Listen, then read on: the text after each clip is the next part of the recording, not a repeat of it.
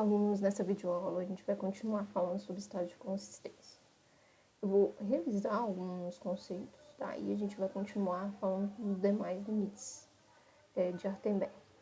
Então, primeiro de tudo, né,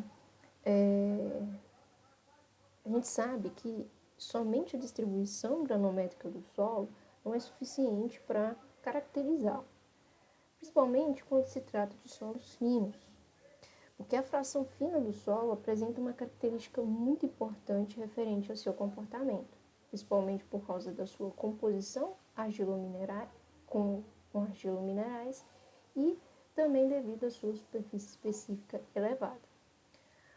Os argilos minerais é a composição mineral do solo, tá? Que vai dar uma característica para ele de interação com a água, tá? Forte, vai depender de que mineral a gente está falando, tá? De que argilo mineral específico a gente está falando.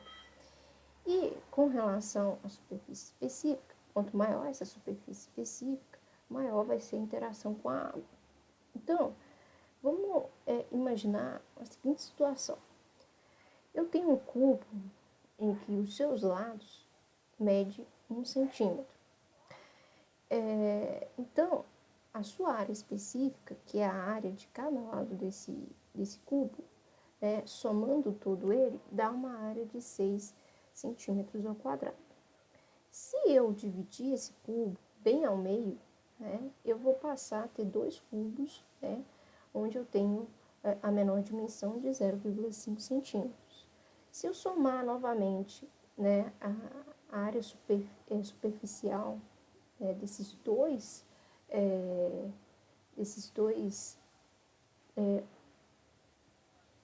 duas divisões, eu vou ter uma área específica de 8 centímetros ao quadrado.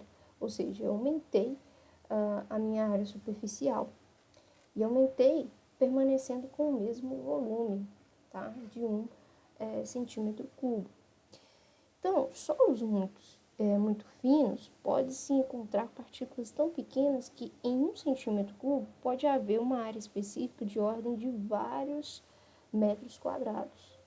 E isso, quanto menor essa partícula, quanto mais fragmentada, em 1 centímetro cubo, eu tenho uma área superficial extremamente grande, tá?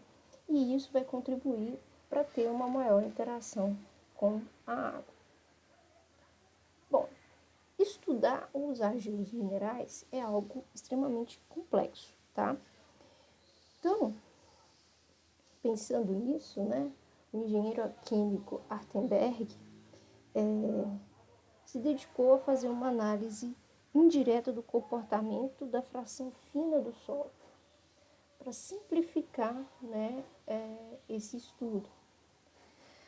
Posteriormente, veio Arthur Casagrande, que pegou essa ideia de comportamento da fração fina do solo e aplicou na mecânica do solo, tá? Simplificou essa metodologia, adaptou essa metodologia para os nossos estudos, E aí nós temos o equipamento de Casagrande, que a gente conhece, que recebe o seu nome, Bom, então, o que é consistência? Bom, consistência está relacionada ao estado físico em que o solo se encontra devido à presença de umidade. Bom, a consistência das argilas, elas podem ser quantificadas por meio de um ensaio de compressão simples, que consiste na ruptura por compressão de um corpo de prova de argila, geralmente cilíndrico. Seria a mesma coisa de fazer um ensaio de compressão de um corpo de prova de concreto, similar, tá? Em função da resistência à compressão simples, a consistência das argilas é expressa em termos, nesses termos. Nós vamos ter argila muito mole, média, rígida, muito rígida e dura, tá? E aí a gente observa que solos com resistência mais baixa, mais baixa, tá? Apresenta menor consistência, ou seja, é um solo mole. Enquanto solos mais resistentes apresentam uma consistência maior, né? Um solo, né? Uma argila dura, tá? Bom, essa consistência, então, está muito relacionada com a quantidade de água presente nele, tá? Então, para simplificar essa ideia, né, de consistência, né, vamos pensar numa seguinte reta, tá?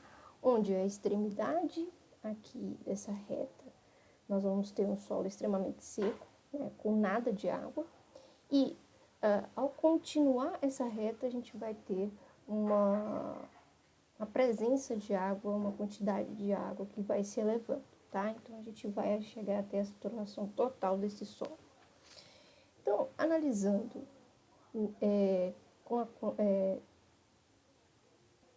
da direita para a esquerda, tá? Contabilizando a maior quantidade de água, né? E reduzindo essa quantidade de água até chegar aqui no início, né? A gente vai ter o nosso primeiro estado. Nós vamos ter o estado líquido, né? Que tem um aspecto de lama e se comporta como um líquido muito viscoso.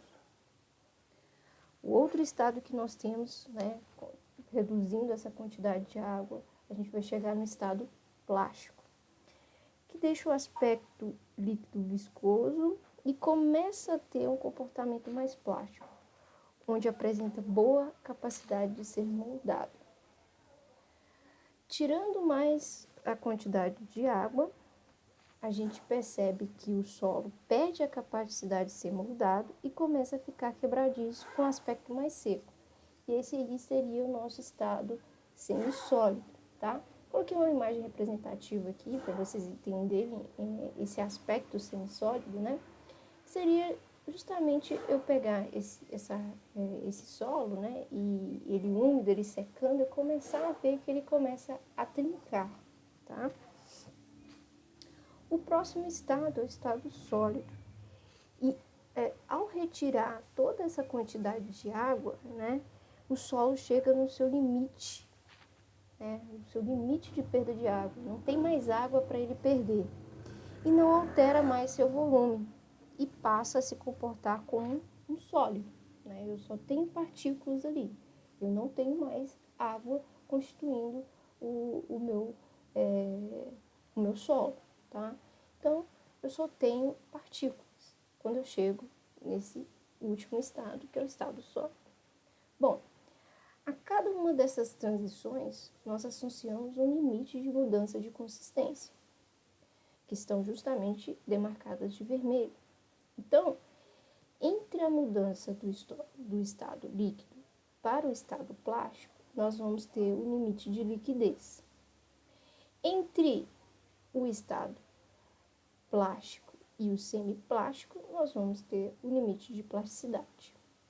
Entre o estado semissólido e o estado sólido, nós vamos ter um limite de contração.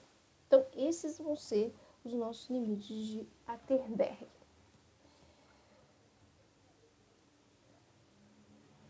Bom, então, nas aulas anteriores, eu expliquei especificamente o limite de liquidez. Falei como que se obtém, né? A gente obtém utilizando justamente o aparelho de Casagrande, né? A partir dos 25 golpes, né? Na curva, a gente consegue obter o teor de umidade referente a esse limite, tá? Bom, então agora a gente vai falar do limite de plasticidade.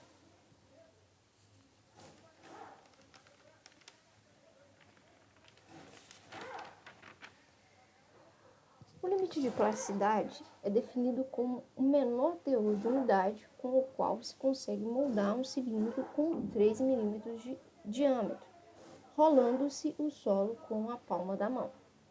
E esse ensaio ele é padronizado pela NBR 7180. Então, a gente pega um solo, uma amostra de solo, né, faz uma mistura homogênea com água destilada, pega uma certa quantidade de solo e vai fazendo esse molde, né, cilíndrico né, até chegar a esses 3 milímetros de diâmetro, tá? Então, o que a gente utiliza? A gente utiliza as cápsulas de alumínio. Por que utilizar cápsulas de alumínio? A gente precisa dessas cápsulas porque após executar esse ensaio, fazer o cilindro, eu preciso determinar o teor de umidade. Então, assim que eu faço esse cilindro, né, a partir do momento que começa a fissurar esse cilindro, eu pego ele, coloco dentro da cápsula e levo, peso, né, antes, obviamente, e depois levo para a estufa para secar e determinar o teor de umidade. A gente utiliza a placa de vidro, né, justamente para fazer o molde, né, rolar esse solo, né, para fazer o molde. E nós vamos ter um gabarito de metal para fazer a comparação, né, porque a gente tem que fazer, rolar esse solo até chegar nos 3 milímetros de diâmetro. Então, a gente usa como comparativo esse gabarito. Então, o procedimento é simples. Eu pego o solo, né, já com a mistura homogênea, com água, começo a fazer o molde, começo a rolar ele na palma da minha mão. Tem que fazer a comparação, né, sempre que possível, né, coloco esse gabarito sempre do lado para comparar. Quando aparecer as fissuras, eu imediatamente paro, verifico o gabarito, né, se está, né, no tamanho do gabarito. Se tiver, eu pego esse cilindro que a gente conseguiu chegar, coloco na cápsula metálica, faço a leitura do peso da massa e levo para a estufa, tá? O ensaio, ele deve ser repetido no mínimo 3 vezes, tá? E o limite de plasticidade será a média desses 3 resultados que a gente obter do teor de umidade, tá? Então, a partir do teor de umidade que a gente obtém o limite de plasticidade. Bom, o limite de plasticidade, ele vai ser uma base para a gente determinar o índice de plasticidade, que é esse que é o que a gente quer, que nos interessa. Então, o índice de plasticidade, ele vai ser o limite de liquidez que a gente que a gente determina lá no aparelho de Casagrande, menos o limite de plasticidade. Esse limite, ele vai ser importante para classificar os solos, tá? Ele vai indicar a faixa de valores de umidade em que o solo se apresenta plástico. Então, aqui eu trouxe novamente aquela reta, né, apresentando as mudanças, né, de estados, né? Então, aqui a gente tem o estado líquido, o estado plástico, né, e seus limites, né, limite de plasticidade e limite de liquidez. O índice de plasticidade, ele vai determinar justamente essa faixa aqui, né, que está compreendida entre o limite de liquidez e o limite de plasticidade, né? Então, vai ser o meu índice de plasticidade. Então, um solo com um limite de plasticidade quase a 0 é um solo não plástico, tá? Um solo com índice entre 1 e 7 é um solo de baixa plasticidade. Um solo em que tem um índice entre 7 e 15 é um solo que tem plasticidade média. E um solo que apresenta um índice superior a 15 é um solo de alta plasticidade.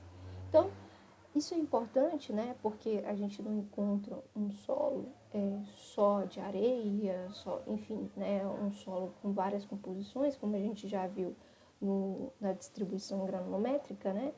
Isso vai ajudar a gente a definir o que esse solo é, se ele é plástico, se ele não é plástico, enfim, né? Isso vai ser extremamente importante. Bom, outro limite que a gente precisa determinar é o limite de contração. Então, o solo se contrai com a perda graduativa de sua umidade. No entanto, com a continuação da perda de umidade, é alcançado um estado de equilíbrio no qual a perda ainda maior de umidade não resultará em mais alteração do volume do solo em questão. Então, a gente vai determinar esse limite de contração, vai ser o teor de umidade a partir do qual o solo perde água sem variar o seu volume, tá? Então, aqui a gente tem a representação, né, do esquema de como a gente faz essa determinação, tá? A gente utiliza cápsulas cerâmicas coloca o solo extremamente úmido aqui nessa cápsula, né? Molda toda essa cápsula com esse solo, onde ele vai ter um volume inicial e uma massa inicial, tá? E coloca ele para secar. E aí, né, secando esse solo, né, a gente vai perceber que ele vai se contrair, né? E aí ele vai passar, né, esse sistema todo aqui vai passar a ter um volume final, tá? E nós vamos ter uma massa M2, tá? Esse ensaio, ele é determinado conforme a NBR 7183. Então, primeiro procedimento, né,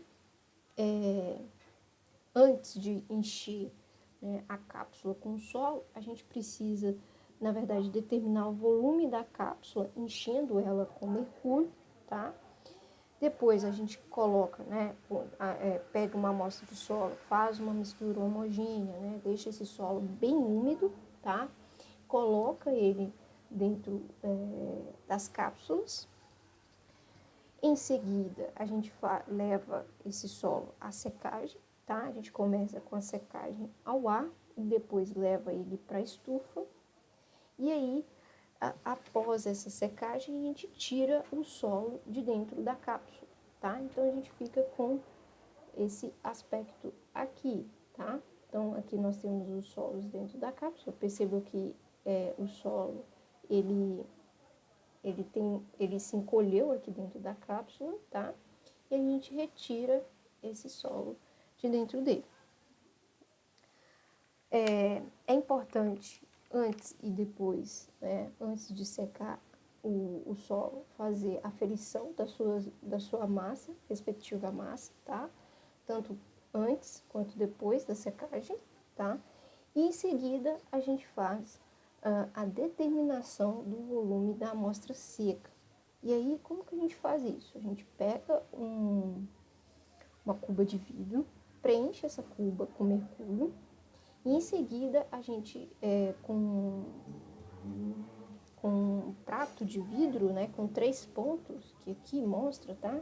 Esse prato aqui de vidro, essa chapinha, essa placa de vidro, né, melhor, com esses 3 cilindrozinhos, né, com chaletes aqui, a gente insere o nosso corpo de prova seco dentro desse vidro com o mercúrio.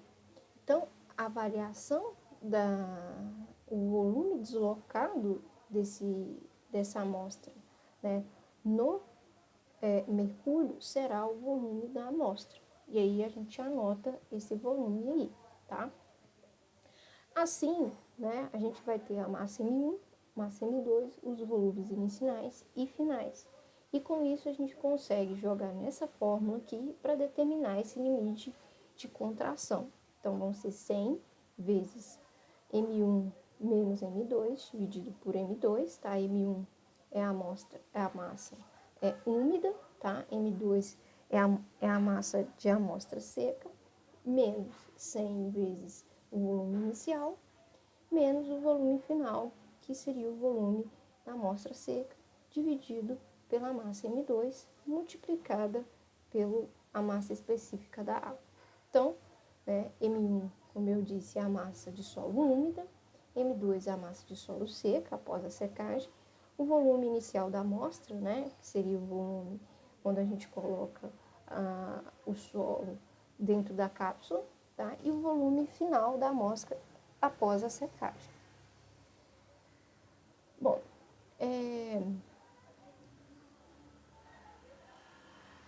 com isso a gente completa, né, as definições de todos os limites de consistência, né, todos os limites de Artenberg. E uma coisa que deve ser destacada é que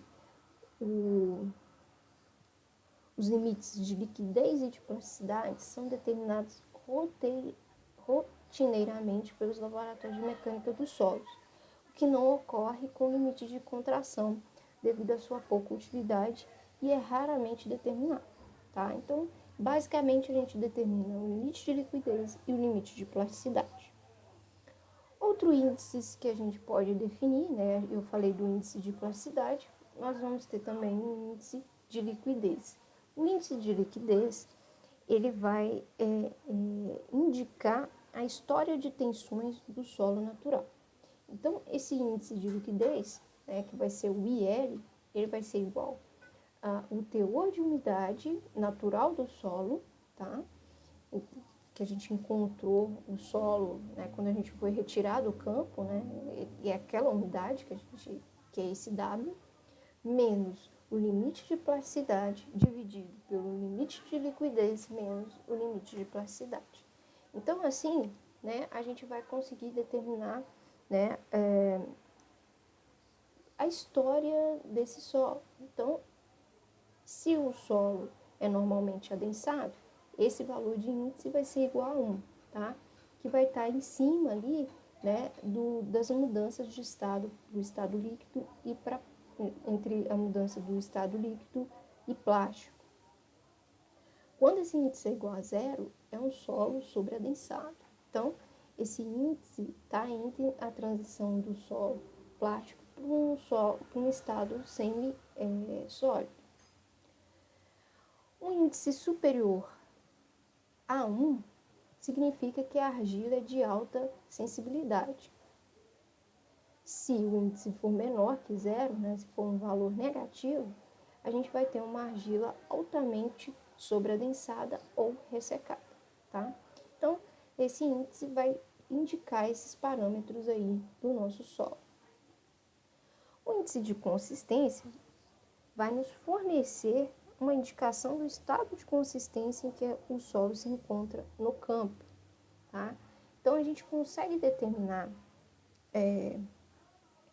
no laboratório os limites, né, de transição dos estados do solo, né? Então, a gente também precisa de um índice para determinar como que esse solo está em campo, né? Então, se encontra em campo, né? Então, a gente tem esse índice IC, que vai ser igual ao limite de liquidez menos o teor de umidade encontrado do solo encontrado em campo, dividido pelo índice de plasticidade. Então, novamente, né, eu vou ter essa reta, né, com os limites de Artenberg, né, e, né, os nossos estados. Então, eu quero saber, com esse índice, em qual estado o meu solo se encontra em campo. Portanto, se esse índice IC for menor que 0, significa que o meu solo está no estado fluido, está no estado líquido. Se eu tiver um solo um índice entre 0 e 1, significa que o meu solo está no estado plástico. Se esse índice for maior que 1, vai significar que o meu solo está no estado sólido ou semissólido, tá? E aí eu consigo fazer essa identificação. Bom, o último índice que nós temos, tá, é o índice de atividade, que está relacionado, né, que indica, na verdade, a influência dos finos argilosos no comportamento do solo. Então, em um determinado solo, eu posso ter um certo teor, né, uma certa quantidade de argila. E esse índice vai mostrar o quanto, qual é o tamanho dessa influência dessa argila nesse solo. Então, como a plasticidade do solo é causada pela água absorvida que envolve as partículas, podemos esperar que o tipo de argilominerais e suas quantidades proporcionais em um solo afetarão os limites de liquidez e de plasticidade. Então, esse índice vai indicar a maior suscetibilidade de um solo em adquirir caráter plástico por unidade percentual de sua fração de argila, tá? Então, a atividade ela vai ser usada como índice para identificar o potencial de expansão de solos argilosos. Então, como que a gente vai calcular essa atividade? Eu vou pegar o índice de plasticidade e dividir pelo teor, né, a porcentagem de argila que tem nesse solo, tá? Então, perceba que com isso eu vou identificar se esse solo vai ser muito plástico, se ele tem uma plasticidade muito alta ou muito baixa, tá? Então, observem esse gráfico aqui. Esse gráfico, a gente tem esse eixo que identifica o índice de plasticidade, tá? E esse trecho aqui, esse eixo horizontal, onde identifica a porcentagem, né, a fração de argila do solo, tá? Então, percebam que esses com as bolinhas brancas, tá? Ele tem uma alta atividade, índice de atividade, que é 1,33, né? Então, percebam que aqui ele tem uma plasticidade um pouco elevada. Esse com a bolinha toda preenchida tem uma atividade de 0,95, né? Um pouquinho abaixo desse solo com a bolinha branca. Bom, e os demais têm uma atividade mais baixa, esse triângulozinho 0,63 e essa cruzinha 0,42. Então, a gente consegue, né, com esse índice, determinar, né, o quanto que esse solo vai ser plástico, né, ao inserir a água. Então, isso aí vai ajudar bastante nos trabalhos de engenharia, tá? Então, por hoje é só. E até a próxima aula.